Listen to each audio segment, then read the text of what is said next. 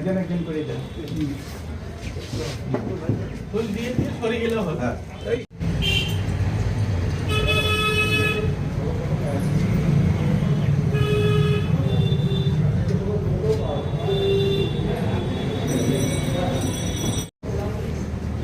Common কৰে গেলে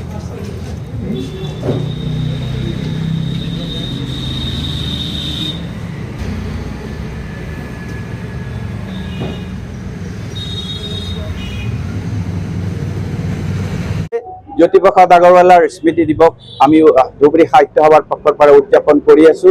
ইয়াতে আমাৰ ইতিমধ্যে পতাকা উত্তোলন হৈ গ'ল, স্মৃতি তৰ্পণ হ'ল আৰু সৰু সৰু ল'ৰা ছোৱালীসকলৰ মাজত জ্যোতি সংগীত প্ৰতিযোগিতা আছে। আমি ইতিমধ্যেই কেইবাবাৰো জ্যোতি সংগীতৰ আমি কৰ্মশালাও কৰিছিলোঁ স্কুলীয়া ছাত্ৰ ছাত্ৰীসকলক লৈ। সেই ছাত্ৰ ছাত্ৰীসকলে ইয়াতে প্ৰতিযোগিতাত অংশগ্ৰহণ কৰিব। তাৰপিছতে মুকলি সভা আছে, বঁটা বিতৰণ আছে। গতিকে এদিনীয়া অনুষ্ঠানেৰে আমি আজি জ্যোতিপ্ৰসাদ আগৰৱালাক শ্ৰদ্ধাঞ্জলি জনাবলৈ আমি সমবেত হৈছোঁ ইয়াতে। ভিতৰত এতিয়া আমাৰ আজি যিহেতু চৰকাৰী পেঞ্চনৰ সন্তানৰ পেঞ্চনৰ প্ৰকাশ আৰম্ভ হ'ব। চৰকাৰী পেঞ্চনৰ সন্তানৰ আজি পতাকা উত্তোলন কৰা হ'ল। চৰকাৰী পেঞ্চনৰ সন্তানৰ এতিয়া আমাৰ সভা আছে, স্বাস্থ্য শিবিৰ আছে।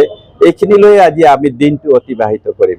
আপোনালোকে যিটো সমন্বয়ৰ কথা কৈছে, সম্প্ৰীতিৰ কথা কৈছে, আমি যি অভিনৱ জীৱনৰ অভিনৱ জ্যোতি যেনেকৈ কৈছিল, আমি আমাৰ জীৱনটো অভিনৱ কৰি তুলিব লাগে, আমাৰ জীৱনটো ভাল কৰিব লাগে। দুখ দৈন্যতা সকলোৰে আছে। ভাৰতীয় মানুহ মাত্ৰৰে দুখ দৈন্যতা আছে, দৰিদ্ৰতা আছে।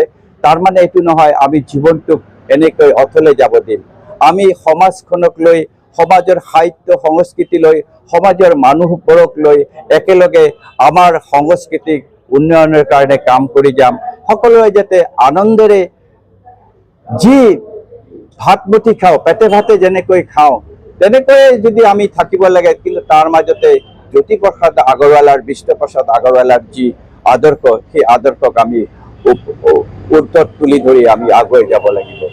এয়া হ'ব আমাৰ ধুবুৰী সমাজৰ কাৰণে আজিৰ বাৰ্তা। ধুবুৰী সমাজে আজীৱন অসমীয়া ভাষা সংস্কৃতিৰ কাম কৰি আছে, আজীৱন কৰি থাকিব ভৱিষ্যতেও।